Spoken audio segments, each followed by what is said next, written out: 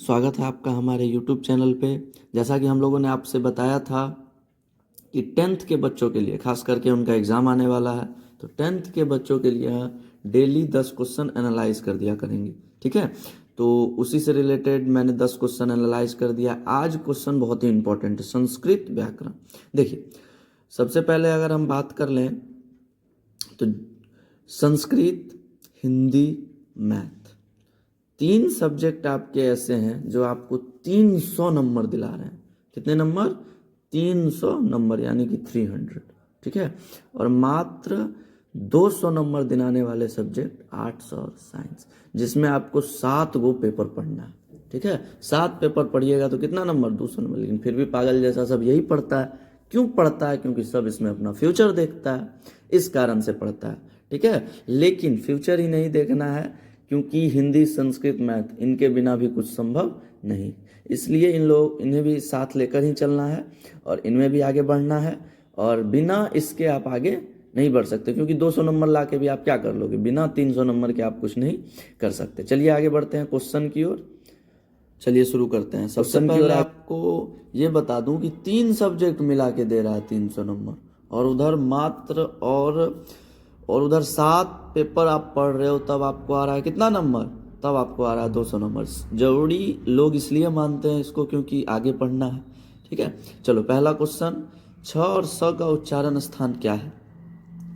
छ और स का उच्चारण स्थान क्या है? चलिए आंसर जानते हैं इसका। छ और स का उच्चारण स्थान आपका हो जाएगा तालु। तालु। चलिए दूसरे क्वेश्चन की ओर बढ़ते हैं। वर्ण कितने प्रकार के होते हैं?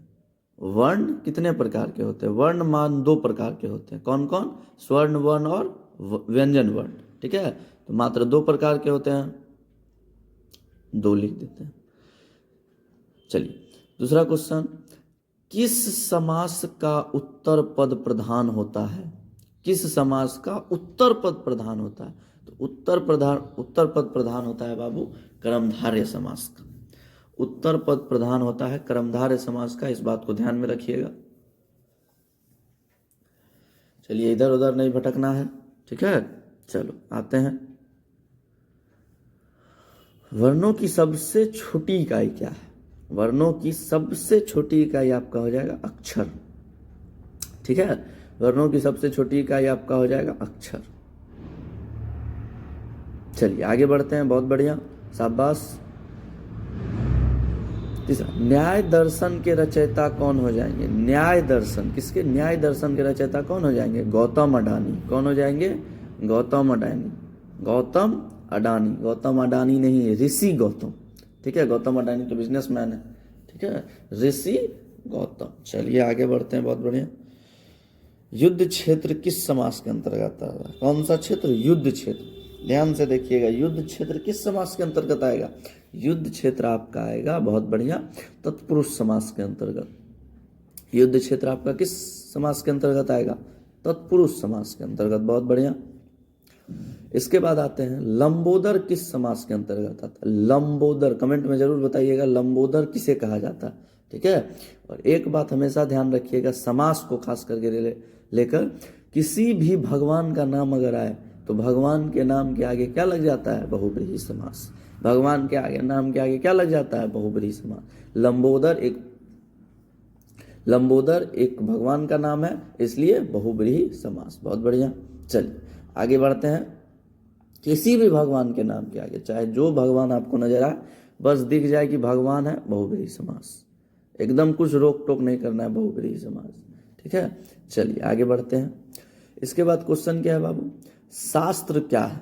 बहुत बढ़िया, शास्त्र क्या है? बहुत ही यूनिक सा क्वेश्चन है, 2 नंबर में भी पूछता है, 1 नंबर में भी पूछता है। शास्त्र क्या है? चलिए बढ़ते हैं शास्त्र की ओर। शास्त्र बाबू आपका हो जाएगा ज्ञान का, ध्यान से देखिएगा, ज्ञान का दर्शन, ज्ञान का दर्शन। ठीक है, या ज्ञान का भंडार, ये आपका हो जाएगा शास्त्र। ठीक है, बहुत बढ़िया। वेद कितने प्रकार के होते हैं? बहुत बढ़िया, वेद कितने प्रकार के होते हैं? ठीक है, देखो, वेद जानने से पहले ये जान लो कि वेद की आखिर खासियत क्या है। आज जो आप जितने भी ये इलेक्ट्रॉनिक्स आइटम, ये तो पहले नहीं थे, लेकिन ये जितने भी साइंस का कमाल देख रहे हो, ये औषधि देख रहे हो, ये दवाइयाँ देख रहे हो, इसका वर्णन पहले ही हमारे वेद में किया जा चुका है।